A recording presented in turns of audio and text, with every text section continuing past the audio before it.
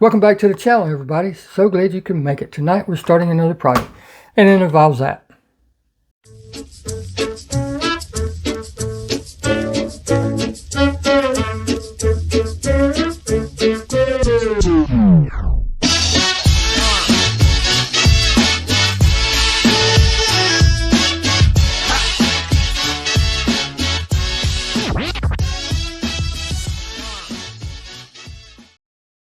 Again, welcome back to the channel, everybody. So glad each and every one of you can make it. You can see there's a note on here. You know what to do with these. He sent me to when you get a spare minute. LOL. Life of customizers, we never get a spare minute. But who that is from and who this is from is Grandpa Larry. He has sent me a couple wonderful care packages. And his favorite car happens to be the Roadrunner. And I understand why. Mopar or no car, right? I get it. This is his favorite car, and he wants me to do a custom with it. And I'm going to be honest with you, I don't know what I'm going to do to it yet. I have no idea. I would love to cut the hood out and put a big 3D printed Mopar engine in it, like 426 or something. I don't have one. I seen a guy that has the Hellcat engines.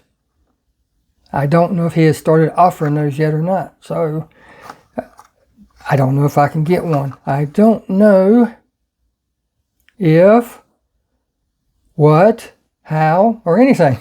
All I know is I need to press myself to get this joker going. So, I'm doing it. We're going to get it out of the pack. 24 hours later. Alright, got Grandpa Larry's car out of the stripper. I gotta clean it up, of course, but I'm not gonna worry about that right now. I want to get the next step taken care of, and it involves removing this bad boy. We're taking this whole thing out because I got something I want to put in there. I'm not exactly sure which one yet, but I know that I'm gonna put something in there. So let's get outside and get this bad boy cut open.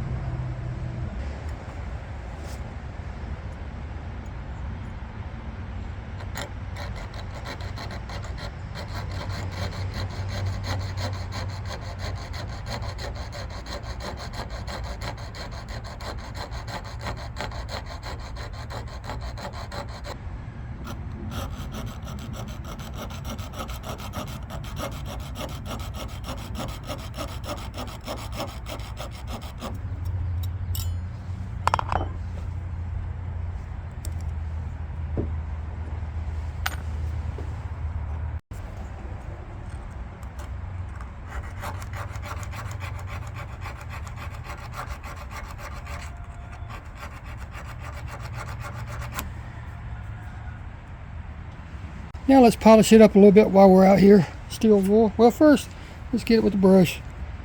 Make sure we get all that stuff out of the holes. Trying to find the right side out of all the cracks and stuff. Because sometimes there's a little bit of leftover residue. As you can see, it's gone. With the doors the same way. Now we'll just hit it with the steel wool.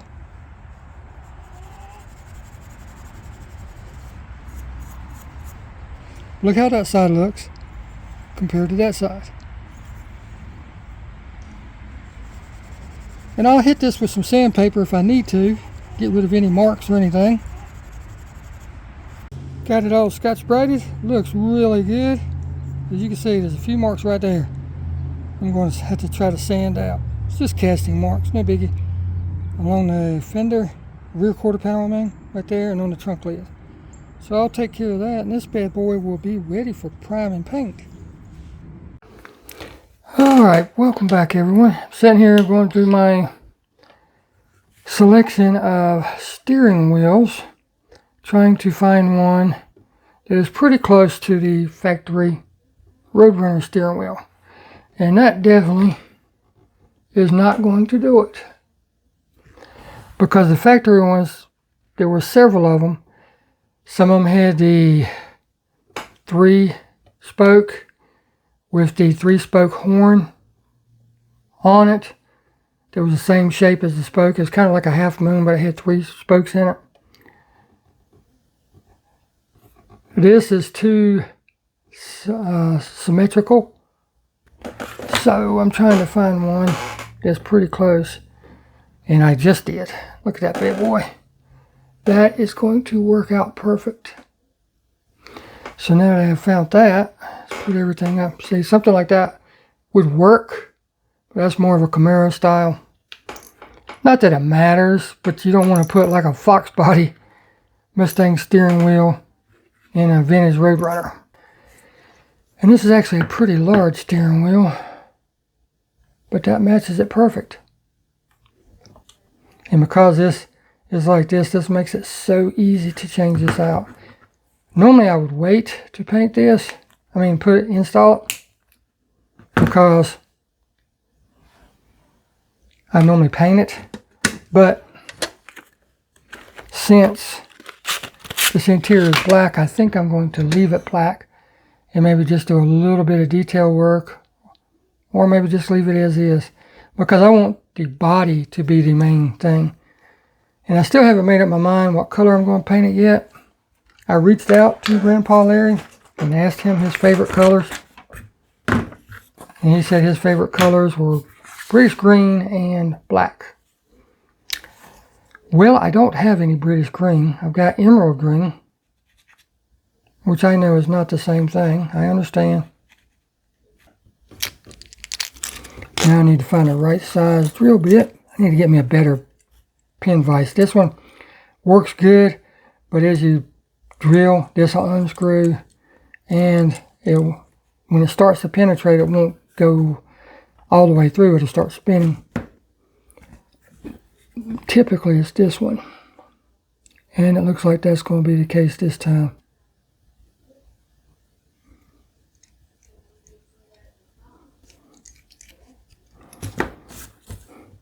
Now let's make sure it fits.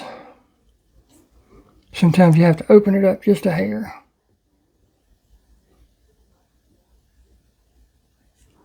Perfect. Now we have a 3D printed steering wheel in there.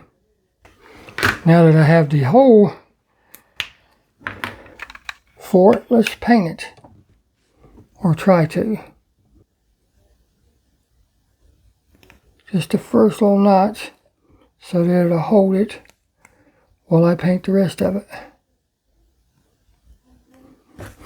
Now I can do the front. Same way.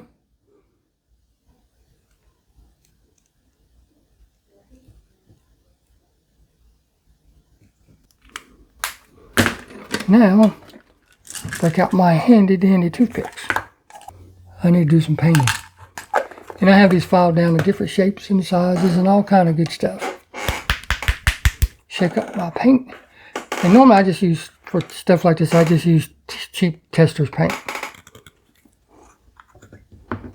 I have all kind of different colors. My buddy across about a mile away, he gave me a whole bunch. He's into military stuff, so I got a bunch of browns, bunch of greens, stuff like that. But for this, all I need is a toothpick. I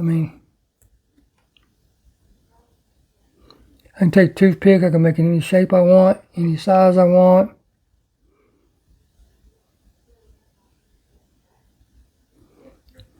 And it just does a wonderful job. Hope y'all can see this okay.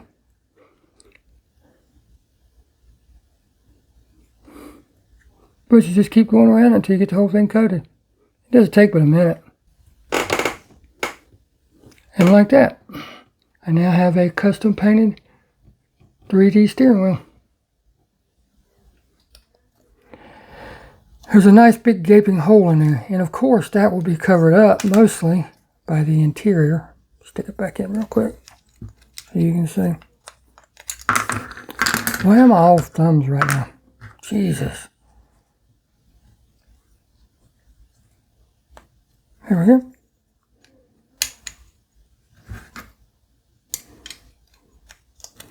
Most of that will be hid by the interior, but if you happen to look down in there, that just doesn't look good, you know, to me anyway. So what we're going to do is we're going to make a firewall for it. And all you need is some of the thin styrene. I don't even remember what, I got it right here. This is item number 9020. Is a 0.5 millimeter thick, or 0.020 inches. So now I've already got one cut. I'm not going to lie to you, I've already got one cut. I'm just walking you through the process. Now what I did, I looked at this piece, and that's the exact width of what I need. So I took it, set this on there, marked the back side of it, cut it, and I took my file and everything and I rounded the edges, and this is what I come up with.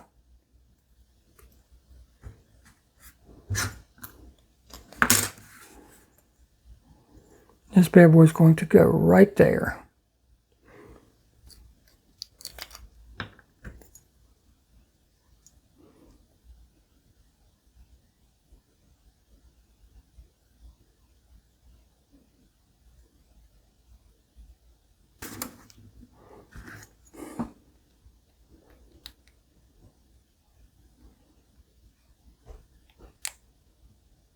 So you just hold it for a couple of seconds and then you can let go of it, and now we have a firewall. Look at that bad boy. That changes the way that car looks dramatically. Now I'm just going to go along the back side like I was telling you and run a little bit up the side.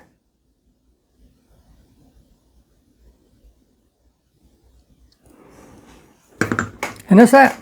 We now have a firewall, ladies and gentlemen. Look at that bad boy. That just makes that look so much better. Look at that. Man, yeah. And I haven't done anything to this in the back. And I need to do that real quick while I've got you guys here.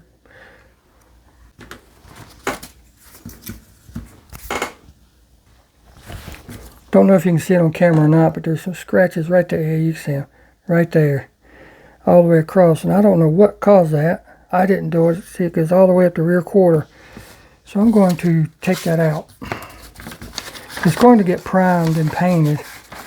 I was thinking of originally Spectre Flame type paint, but Mr. Grandpa Larry, I reached out to him and asked him what his favorite colors were, and I think I already mentioned it, but his favorite colors are British Racing Green, or British Green, and black. And I don't have any British Racing Green. I need to get some for another project that I want to do later. So, I can mix a green, but of course it won't be British Racing Green. Or I can do something different. And I'm not going to tell you exactly what it is yet. I'm going to leave it. I'm going to tease you just a little bit. But I'm just trying to get some of these out. This is 150 grit, and I know I'm shaking you, and I'm sorry. I'm not trying to take them all out, just trying to take some of them out. I'm working on that quarter panel right now. Now let's try the trunk. Yeah, let's shine it up a little bit, see how it looks. Switching over to 320. Do the whole trunk so it matches.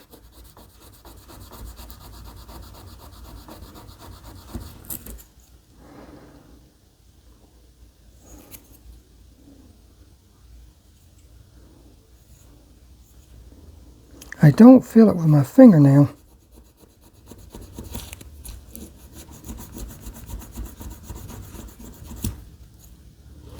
You see how much better it looks already? I think I'm going to go with that. I think the primer will take care of that. So the next time you see this, we will be priming it, and that will be tomorrow.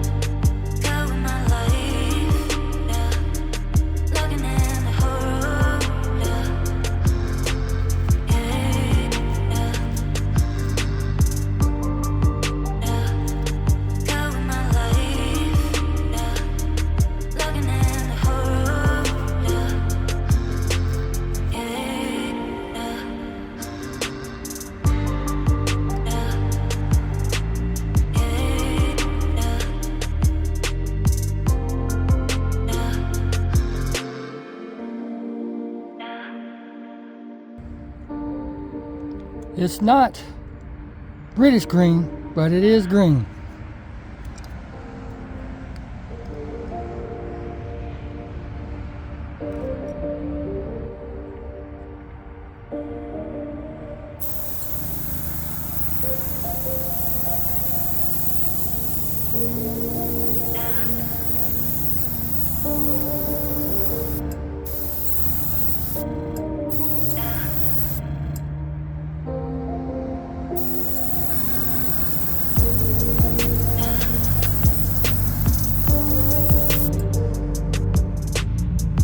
I started to use the chrome on it that I normally use, and I decided to use metallic silver.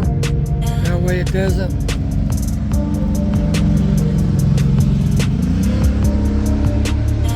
have quite as much sparkle in it.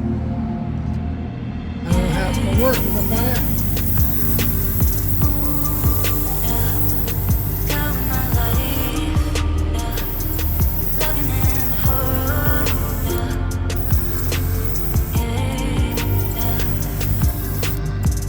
Winds won't start to blow around.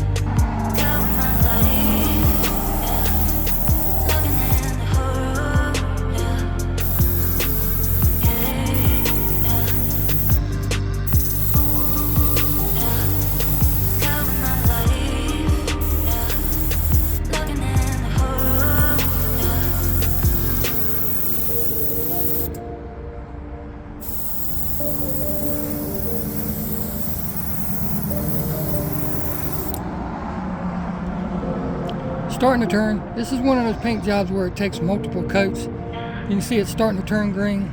It'll probably take 5-6 coats. And I won't go past 6. I originally wanted to go matte black with this car, but I was like, anybody can do a matte black car. I wanted something different for Grandpa Larry. So since his favorite colors are green and black, that's why I went this route.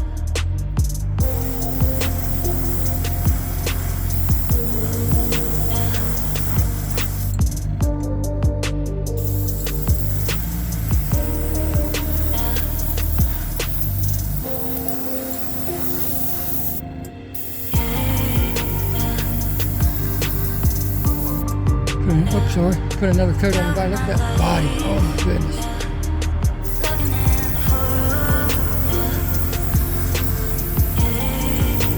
I absolutely love the effect you get doing this because every one of them is different. Every time you do it, it's a different color.